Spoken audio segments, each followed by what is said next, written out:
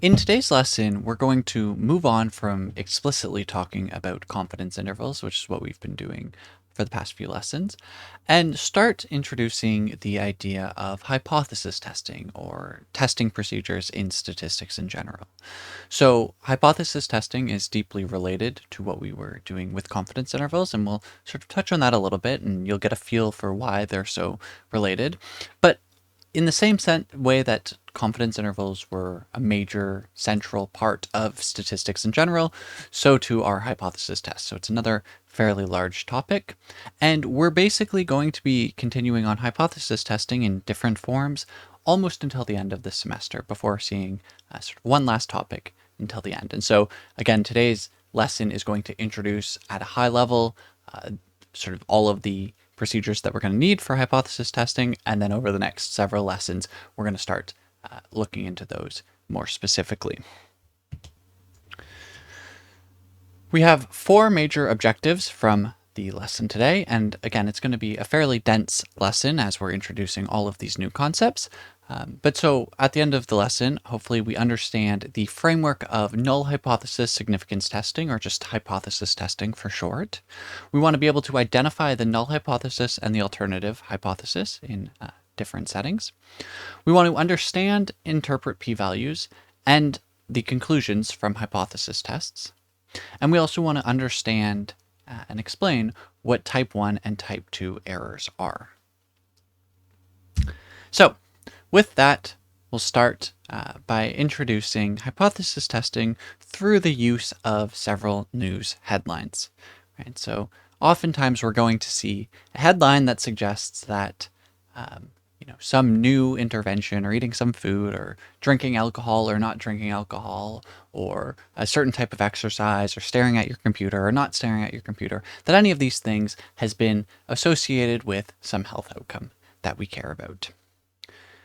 So, whether it's drinking in moderation extends your life, or drinking even in moderation shortens your expected life, these types of headlines are all over the place. We saw them come up, tremendously often throughout the pandemic, but they're sort of always there.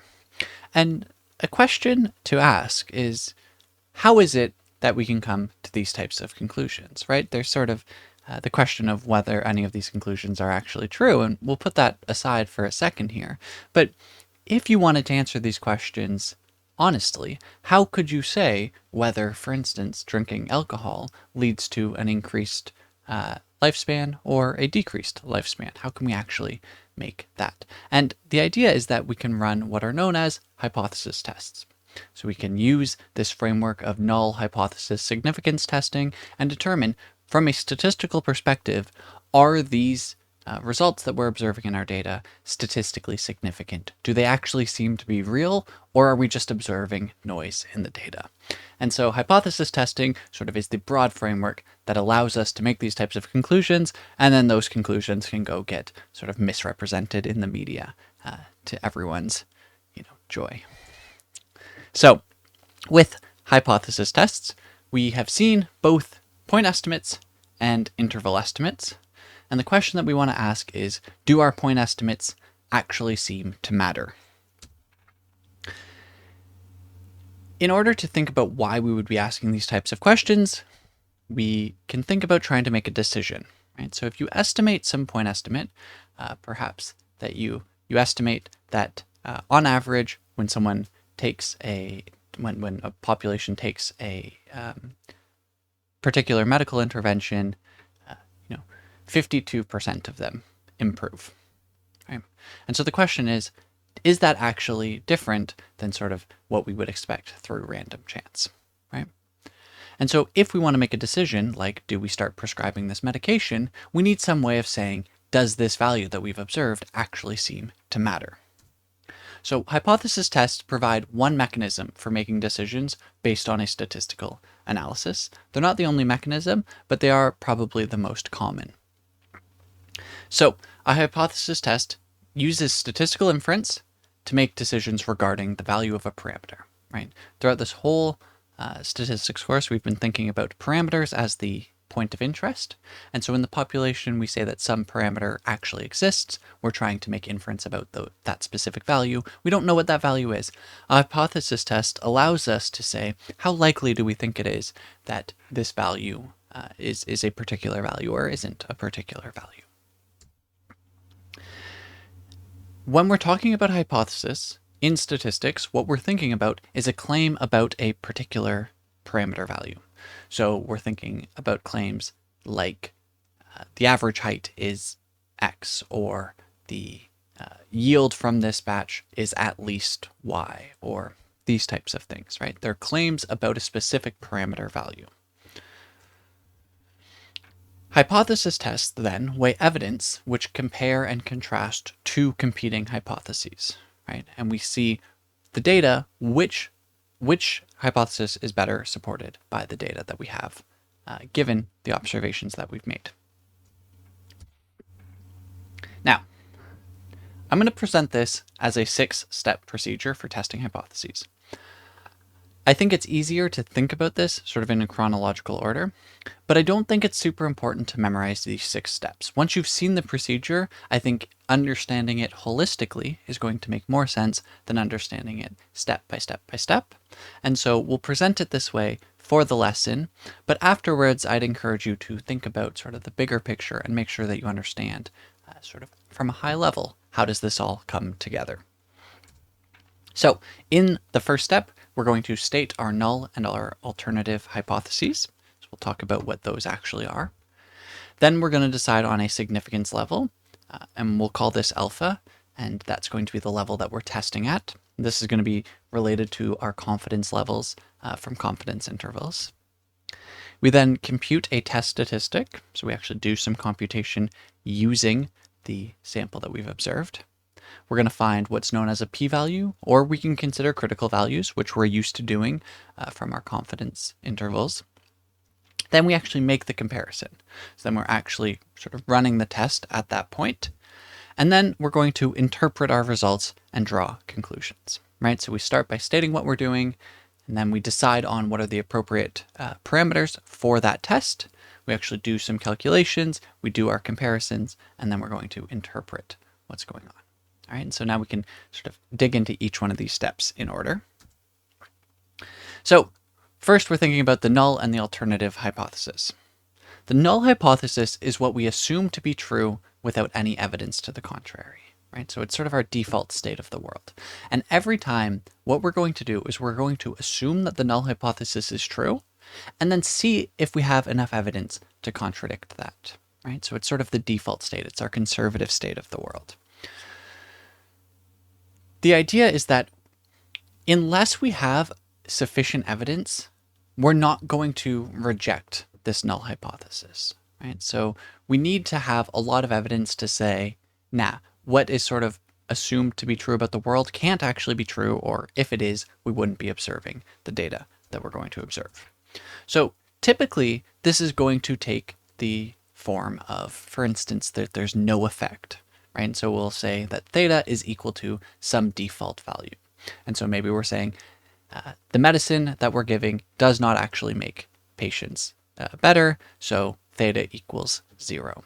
Or perhaps we're saying that, you know, we've changed some manufacturing process and we're hoping to increase the yield, and so our null hypothesis is going to be that the yield did not increase, right? That the change is 0 or perhaps negative.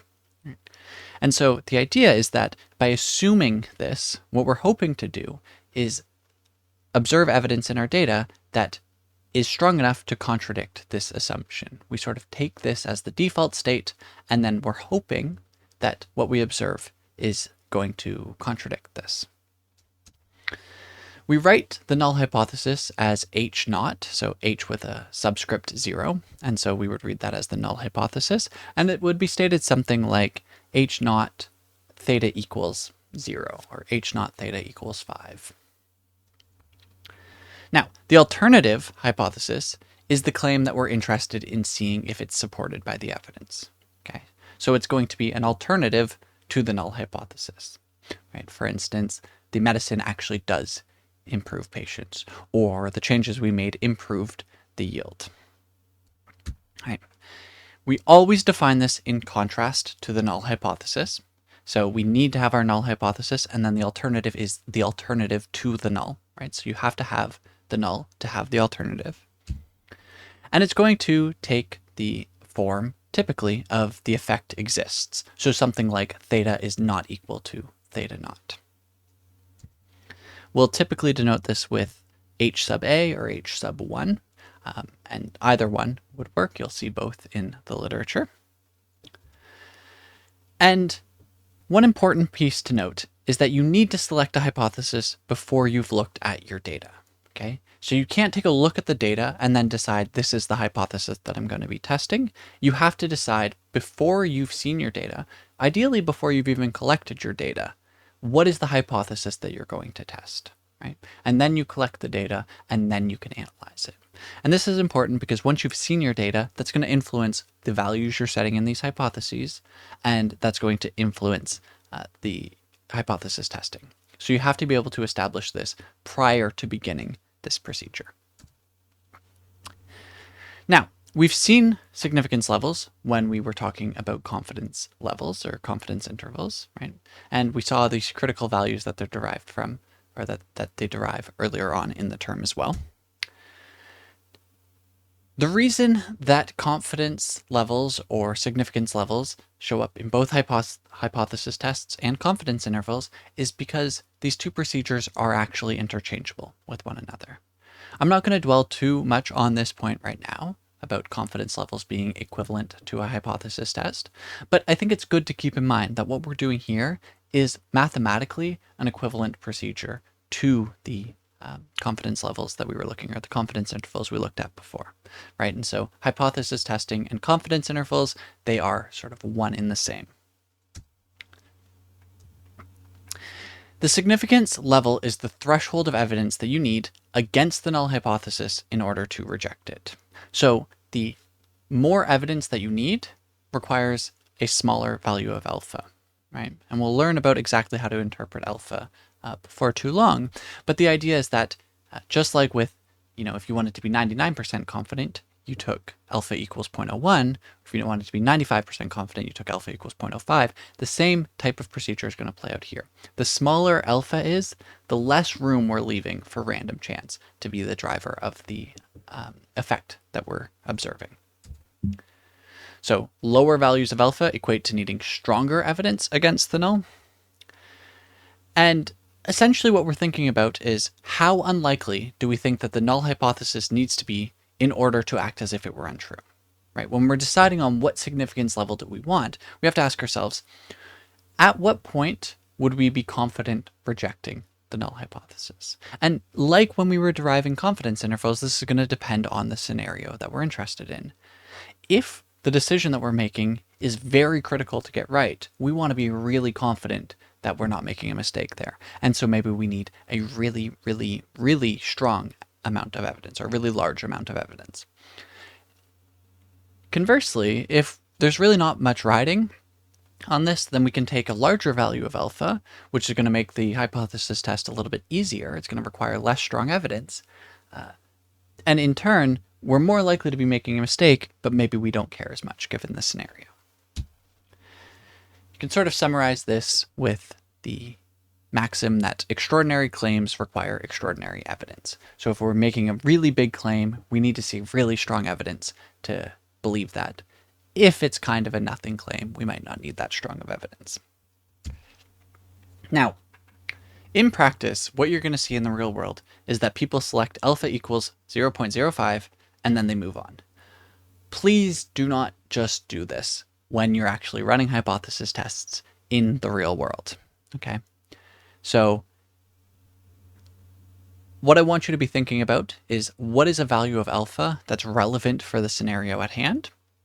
Find that value of alpha and then use that in the hypothesis test.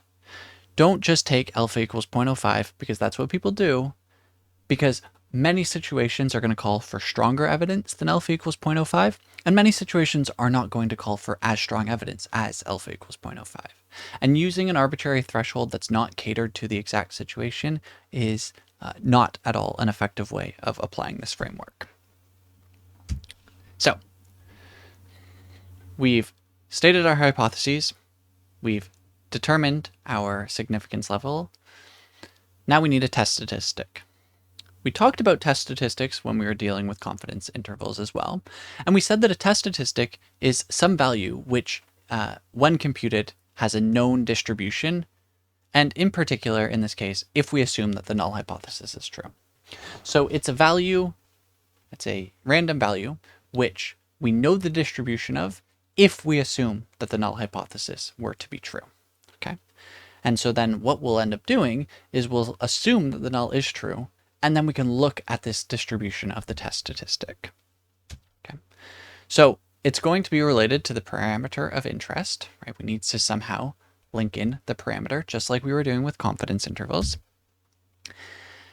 And in particular, it has to be related to the value of the parameter that's implied by the null hypothesis. And so what we mean there is that we'll assume that the null hypothesis is true, right? And once we've assumed that the null hypothesis is true, we'll use the sampling distribution that comes out of that for the test statistic. Because test statistics are statistics, they're also random variables, which means they have a distribution. Once we've collected a sample, we'll actually be able to calculate them. Remember our estimator versus estimate discussion. But because they have these sampling distributions, we can make probability statements about them, right? This is how we ended up computing our confidence intervals. This is how we're going to compute the values in our hypothesis tests. So the premise that we're using in a hypothesis test is to take a test statistic, use the sampling distribution under the assumption that the null is true, and then make inferences regarding that, right? So if what we've observed is really rare, assuming that the null hypothesis is true, it's kind of more likely that the null hypothesis is not true, right? And that's sort of how we'll derive our conclusions there. So in order to take our p-values, we have to sort of think about the world under the null hypothesis, right? And so we'll be stating our null hypothesis in the form of h naught is theta equals theta naught, right? And we'd fill in the specific value for theta naught. Now, if the null hypothesis is true, then we've just said that the t, our test statistic t, has some known distribution, right? And this is going to be its sampling distribution. And so we can ask, what is the probability, assuming that the null is true, that we would observe something which is at least as extreme as the one we did by random chance, right? And so let me just draw a quick picture to sort of indicate what we're thinking about here. Let's say that we have our test statistic t, right? And let's say that it's going to follow some sort of normal distribution, right? So then we know that the distribution of t is here. And in particular, what we're thinking about is that this is going to follow a normal distribution if the null hypothesis is true. Okay. And let's say that we observe a value right about here, right? And so this is the small value of t equals t is what we observe, right? Now, how rare is it to observe something which is about this extreme, right? And the point here is that for this specific value, it's actually not that rare, right? Because we could have observed anything down here would have been more rare. And then in fact, if we mirror the distribution and we come up here, t, so this would be, say, minus t, and this is t equals positive t, anything in this tail of the distribution would have been just as rare, right? And so that's not particularly surprising given our null hypothesis. But if instead we viewed something that came down here, right, then the only way that we're going to get something this extreme is to go into one of these far tails of the distribution. This is a lot more rare, right? And so if we observe something that's sort of out here, or out here, then this is probably saying that h naught is not true, right? Of course, we can't know that for certain, but this seems more likely given what we've observed, right? So the question is, what is the probability, assuming that the null hypothesis is true, that we would observe a test statistic which is at least this extreme by random chance, right? If the probability is really small, then it's very unlikely that we would observe the sample if the null hypothesis were true. This probability, the probability that answers this question, is known as a p-value, okay? So the probability, or the p-value, is interpreted as the probability that we observe something which is at least as extreme as what we did observe, assuming the null hypothesis is true. And if the p-value is really small, then it seems unlikely that the null hypothesis is true. Now, p-values are commonly misinterpreted in statistics and in science in general, so I just want to take a few seconds here to point out what p-values are not. The p-value is not the probability that the null hypothesis is false, right?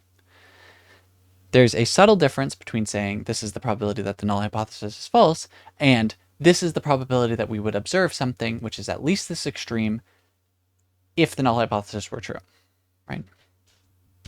It's not the probability that we make an error in our hypothesis test. Right? That's also commonly put forth.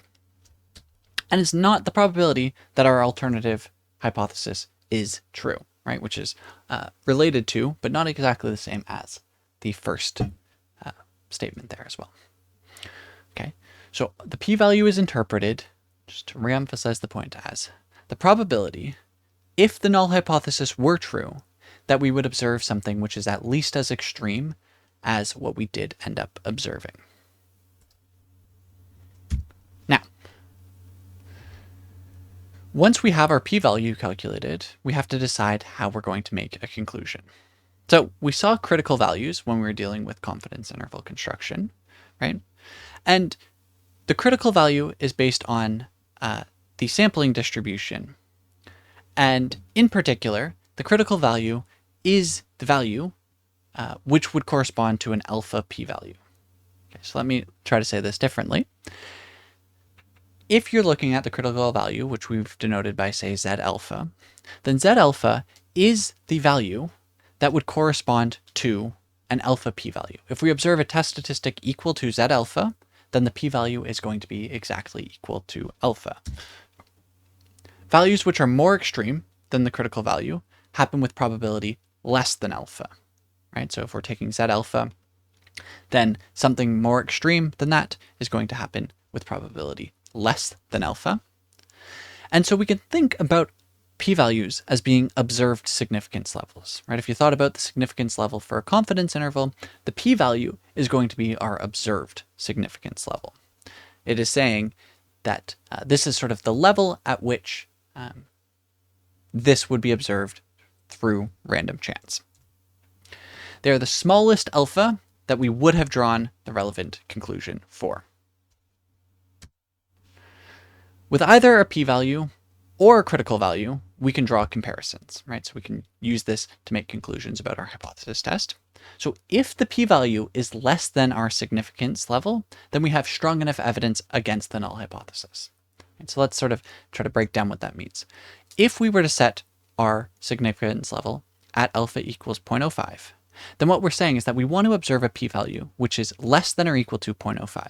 In other words, we want to say that the test statistic we're observing would have happened under the null hypothesis by random chance with less than 5% likelihood, right? And so if the p-value is smaller than that, then we're observing something more rare and we have evidence against the null hypothesis. If the test statistic that we counted falls outside of the critical values, then we have strong enough evidence against the null hypothesis as well, right? And so you can sort of use the critical values or you can use the p-value. And let's all just put everything down here on our little diagram to make sure that this is all clear. So again, we'll just assume that we have some normal distribution under the null, right? And this is going to be our value for theta naught, right? And so then we saw that we can sort of get, say, our Z alpha over 2 and our Z 1 minus alpha over 2, say. In this case, we'll be testing, say, the hypothesis of H naught, theta equals theta naught. And the alternative that we'll write down is theta is not equal to theta naught, right? And then we observe some t. Okay. The idea is that if we observe, say, a t of right here, then the probability that we observe something at least as extreme is the area under the curve over here, as well as the area under the curve over here. Because if we had observed something that was higher, we would have also thought that that was extreme relative to our value. And so then the p-value that we compute is going to be this area plus this area. Right? So that's our p-value. Now, the other thing that we could have done is we could have said, well, t equals t falls outside of the range defined by our critical values here, and so we reject this at the value of alpha, right? Because it falls beyond the critical values. Okay? Now, when we were making the point that z alpha corresponds to a p-value of, in this case, alpha over 2, the idea is that if you observe a t, which is right here, then this is going to have a one-tail p-value of alpha over 2, or the two-tail p-value of alpha, right? If you observe something which is right here or right here, then that's going to be the case. So if you observe something which is more extreme than that, then you can draw the conclusion at the significance level. And if you observe something which was less extreme in here, then we would not have enough evidence against the null hypothesis. So once we have our p-value comparison made, we can actually draw and state our conclusions and run our interpretations. So if we observe p-value less than alpha, or the equivalent with our critical values, then we have strong evidence against the null hypothesis, and we decide to reject the null hypothesis in favor of the alternative.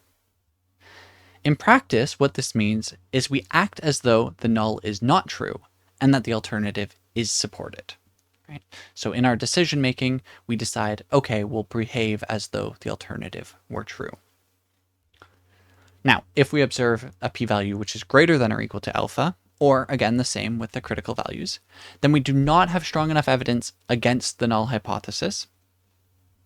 We fail to reject the null hypothesis, and importantly, in this case, we never accept the null hypothesis. So we can't view a failed hypothesis test as support of the null, right?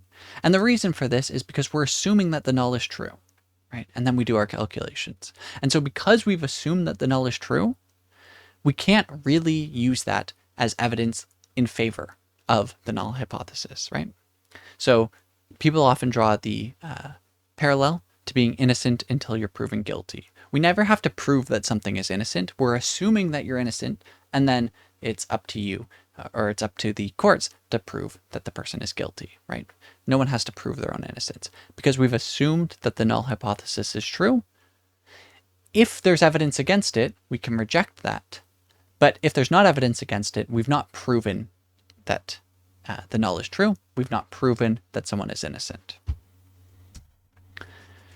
In practice, we continue to act as though the null were true, right? So we haven't actually accepted it, but we've never seen anything that would lead us to believe that we should act as though it's untrue.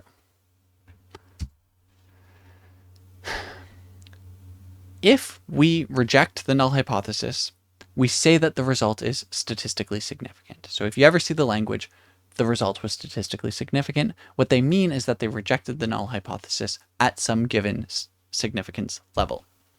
So really, you should always be clarifying it's statistically significant at an alpha level of significance.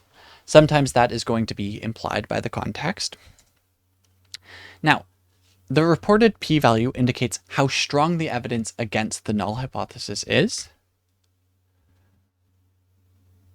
And so it's often good to report our p-values or report our confidence intervals alongside the point estimates.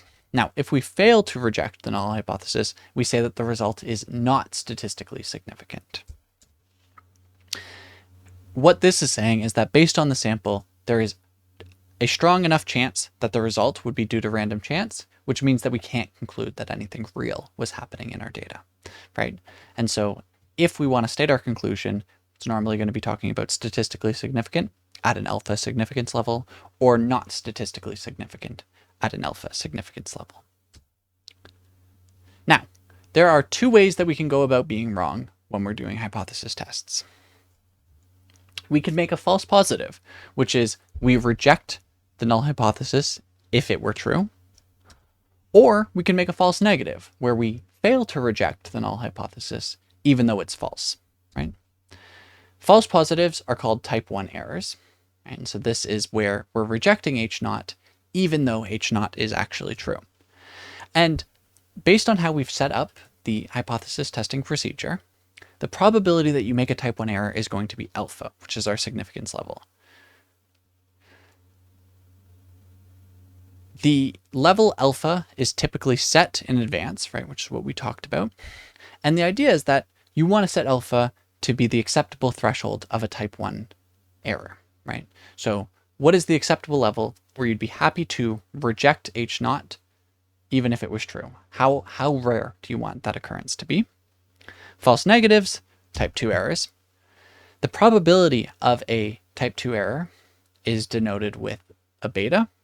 And then we give the term 1 minus beta the name, the power of a test. And we typically want more powerful tests.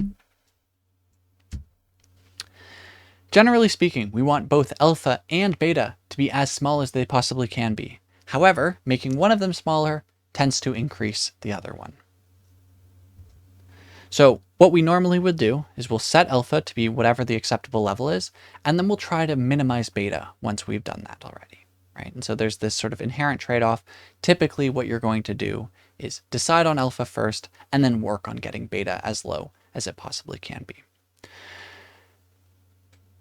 Generally, beta is a harder term to come up with because of this. There are other alternatives to using this procedure as outlined, but the general idea, probability of a false positive or type 1 error is going to be alpha. Probability of a false negative or a type 2 error is going to be beta. So that was a lot of information to include in a single lesson here, but just like we did with confidence intervals, over the next several lessons, we're going to start to apply this in specific settings. And so hopefully you get the chance to revisit all of these ideas and have them become more and more clear. To run over what we did, hypothesis testing is a framework in which we assess the evidence of a claim for or against statistical hypotheses. Remember, statistical hypotheses are statements about the parameters of the population that we care about. The null hypothesis, which is stated in contrast to an alternative hypothesis, is what we assume to be the default state of the world. We're looking to see if there's evidence to reject that null hypothesis. We compute a test statistic, which is something that has a known sampling distribution, assuming that the null hypothesis is true. And then we can use that sampling distribution to find the p-value, which is the probability that we would observe something as extreme as what we observed by random chance if the null hypothesis is true. We either reject the null hypothesis if we observe a p-value less than or equal to our significance level, or we fail to reject it, but we never accept the null hypothesis. And then we need to think about the difference between type 1, type 2 errors, false positives, false negatives, and our goal is to minimize the likelihood of both of these. In practice, we'll set what is acceptable for a type 1 error and then try to minimize the number of type 2 errors that we make within that. So that's everything that I wanted to cover in this lesson. Again, the next lessons are going to start to try to reinforce this, and we'll spend quite a lot of time throughout the rest of the term on these topics. So I hope to see you all in all of those lessons.